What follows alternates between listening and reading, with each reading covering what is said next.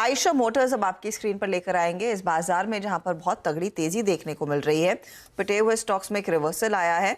आयशर एक काउंटर है जहां पर हम देख रहे हैं ये काउंटर आप कह सकते हैं औंधे मुंह गिरा है 3% के नुकसान पर और हाई वॉल्यूम्स के साथ दरअसल ये दबाव बनता हुआ। नंबर्स कुछ ही देर पहले आए थे और नंबर्स में ऐसे देखिए on the face of it तो कुछ ऐसा नहीं दिख रहा है कि स्टॉक में इतना करेक्शन आना चाहिए। रेवेन्यू आपके सामने है जहां पर हमने देखा एक अच्छी खासी ग्रोथ देखने को मिली है, 3,720 करोड़ का आंकड़ा। प्रॉफिट 741 करोड़ पर आया है, 62% तक की वृद्धि देखने को मिली है ईयर ऑन ईयर। मार्जिन 23% पर, इबिट्टा 47% बढ़ते हुए, तो सरसरी नजर अगर आपकी गई होगी तो अच्छे नतीजे हैं।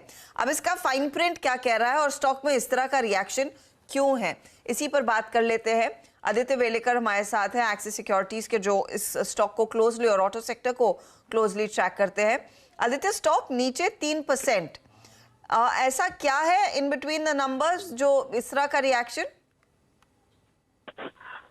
नंबर्स थोड़े हमारे एक्सपेक्टेशन से या इवन कंसेंसस से थोड़े वीक आए हैं। तो जैसे आपने कहा on the face of it तो quarter on quarter year on year growth है, लेकिन जो स्ट्रीट एक्सपेक्ट कर रहा था कि इसका जो एवरेज सेल्स रियलाइजेशन है वो थोड़ा सा और इम्प्रूव होना चाहिए था क्वार्टर ऑन क्वार्टर, लेकिन वो थोड़ा गिरा है।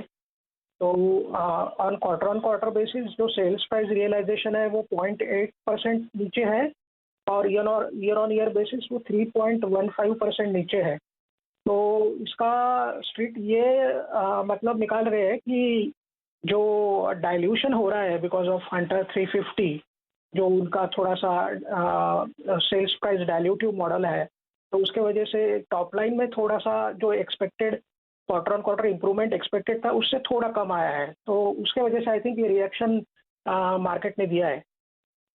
अब अगर आप ब्रेकअप देखें, जो कमर्शियल व्हीकल बिजनेस है उसमें क्या स्थिति है versus what royal Enfield is delivering, क्योंकि एक चीज आपने नोटिस की होगी आदित्य कि रॉयल एनफील्ड की सेल्स में बीच में ज्यादा पिकअप नहीं देखने को मिल रहा था ऑन अ मंथ बेसिस। वहां से कोई खास आउटलुक जो एक्सट्रापोलेट किया जा सकता है? हाँ, बीच में आई थिंक 3-4 महीने पहले उनकी जो प्रॉब्लम्स थी वो सेमीकंडक्टर चिप शॉर्टेज की वजह से हुई थी। बट आफ्टर ये जो फेस्टिव सीजन है उन्होंने अच्छा पिकअप किया था रॉयल एनफील्ड में, और उन्होंने लास्ट कॉन कॉल पे ये भी कहा था कि जो सेमीकंडक्टर चिप शॉर्टेज इश्यूज जो है वो अभी कम हुए हैं, लगभग अभी काफ़ी कम हुए हैं। तो सप्लाई साइड इश्यूज तो नहीं लग रहे हैं। और वीईसीवी जैसे आपने कहा वो कमर्शियल व्हीकल आर्म जो उनका है जॉइंट वेंचर जो है, वहाँ से इस मंथली जो नंबर्स है वो अच्छे हैं, पॉजिटिव है।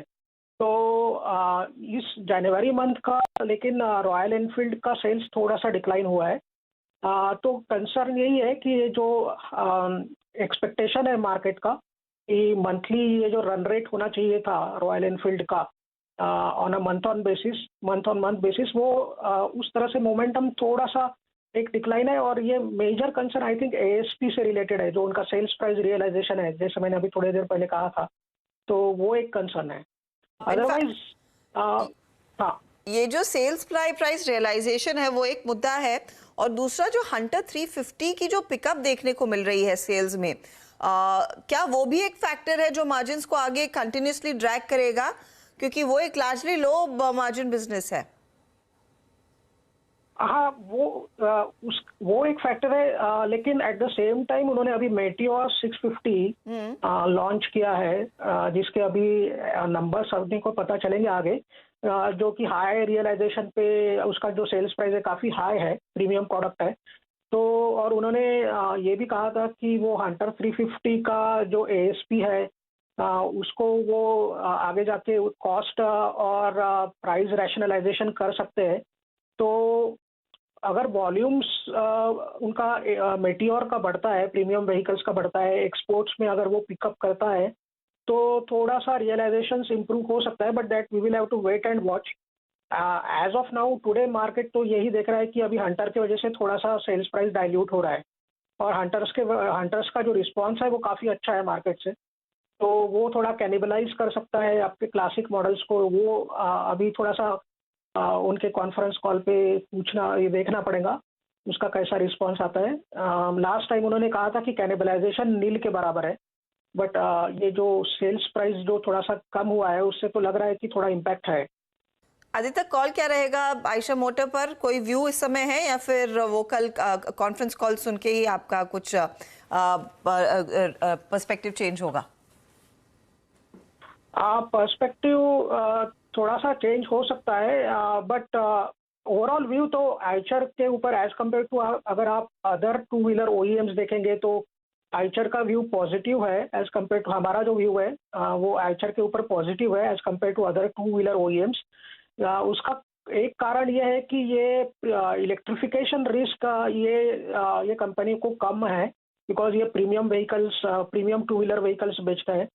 और इसका अभी मेटियोर 650 का एक लॉन्च है। ओनली कंसर्न जो हंटर 350 का एएसपी डाइल्यूशन है वो है, वो अभी आगे आगे ये लोग कैसे उसको मैनेज करते हैं, that will be the only risk factor या कंसर्न बोल सकते हैं। बट ओवरऑल वॉल्यूम्स पिकअप तो आगे जाके होगा। डिमांड प्रीमियमाइजेशन ट्रेंड मार्केट में है, तो from a structural fundamental basis Eicher अच्छा स्टॉक है। तो एक जनरली अगर हम अदर ओईएम से कंपेयर करते हैं तो इसके ऊपर हमारा व्यू तो पॉजिटिव है। अ, इस तरह से इसको इनका जो एएसपी डाइल्यूशन है, अगर वो एक फैक्टर वो थोड़ा क्लैरिफाई करते हैं तो व्यू और कंसोलिडेटेड पॉजिटिव हो सकता है।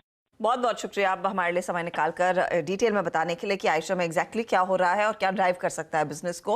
अच्छा, एक चीज